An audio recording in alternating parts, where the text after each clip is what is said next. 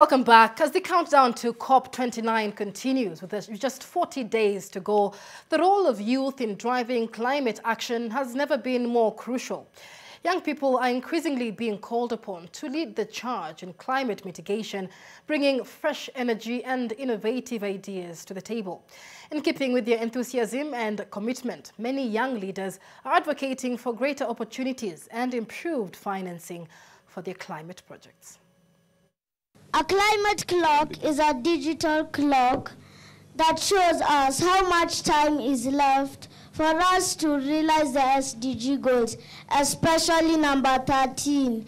8-year-old Aidan Kahiga and his friends amplify a message that is quite timely, reminding us that we do not have enough time left to act. Pollution, pollution, pollution everywhere! These young voices are just a glimpse of the amplified voice of the youth, not only in Kenya, but in Africa, who want to be counted in the climate change conversations, not just in boardrooms, but also among communities affected by climate change.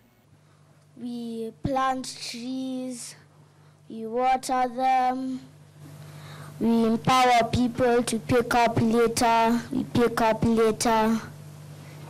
And we also reuse bottles, plastics, and we also recycle them. I was inspired as a primary teacher that what if, it was an hypothetical statement, what if I invested in the youngest of our generations to make them know that you do not do this ecological cleansing and ecological conversion for this purpose of maybe salary. In as much as Aidan and his friends are privileged to be taught about the impact of climate change, stakeholders still argue that more needs to be done to educate the youth and ensure their skill set is up to par. Nowhere were we ever taught how to do green buildings, because climate change, again, you have to look at the emissions that are coming from the construction sector. We were not taught about how to mitigate that. Guys doing electrical engineering are never taught how to make electric vehicles.